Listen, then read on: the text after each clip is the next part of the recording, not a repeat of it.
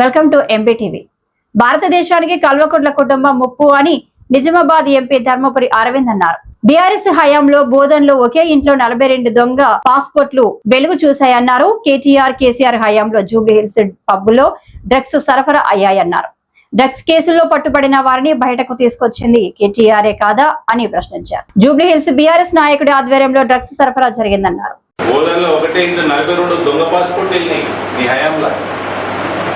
ఓటేంది passport ఏంది Bangladesh Myanmar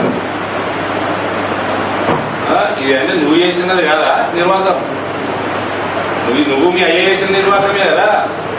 మీరు దొంగ ఓట్లు చేయించుకోలేదా? ఇష్టానుసారంగా ఓటు బ్యాంక్ రాజకీయాల కోసం ఒక్కొక్క ఇండ్లలో 10ల సంఖ్యలో ఓట్లు ఎన్నో చేయించుకోలేదు. మీ దాంట్లో మీ ప్రభుత్వంలో ఓట్లు కాదు పాస్పోర్ట్లు చేయించిన దొంగని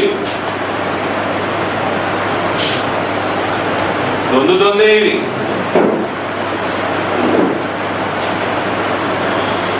మళ్ళా నేను పేరు తీసుకోను, మీకు అర్థమైంది రాసుకోండి. ఈ కేటీఆర్ కేసీఆర్ హయాంలో జూబ్లీ క్లబ్లలో విచ్చల విడిగా డ్రగ్స్ సరఫరా అయింది. ఈ ఈవినింగ్ క్లబ్స్ పబ్బులు క్లబ్లు ఇవన్నీ జూబ్లీహిల్స్ రోడ్ నెంబర్ 45 36 అత్యధికంగా ఇప్పుడు వచ్చి ఎలక్షన్ వస్తుందో ఆ కాన్స్టిట్యూషన్ ఉంటాయి. డ్రగ్స్ సరఫరా అత్యధికంగా ఉంటుంది. కేటీఆర్ హయాంలో జూబ్లీహిల్స్ లా లోకల్ జూబ్లీహిల్స్ లా ఎవరు కనుసంధానం నడుపుతుంది?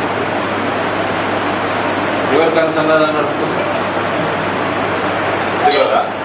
మళ్ళా కొందరు సినిమాల్లో కొందరు ఇన్ఫ్లుయెన్షియల్ పీపుల్ దొరుకుతారు. దొరికిన వాళ్ళని కేటీఆర్ ఇచ్చిపెట్టేయాలి. డిపార్ట్మెంట్ సమాజానికి డ్రగ్స్ అలవాటు చేసే దాంట్లో జూబ్లీహిల్స్ నాయకుడు మీ టీఆర్ఎస్ నాయకుడు ఎవరు ఉండే మరి అప్పుడు దొంగ ఓట్లు ఎన్రోల్ చేస్తున్నారు. అవన్నీ ఎన్రోల్మెంట్ మాక్సిమం మీ దాంట్లో ఉంటాయి. మీ అయ్యే హయాంలోనే ఓటు ఎన్రోల్మెంట్ కాదు, పాస్పోర్ట్ కూడా దొంగ పాస్పోర్ట్లు ఎన్రోల్మెంట్ చెప్పింది. ఈ దేశ భద్రతకే ముక్కు మీ కుటుంబం, కల్వకుంట్ల కుటుంబం.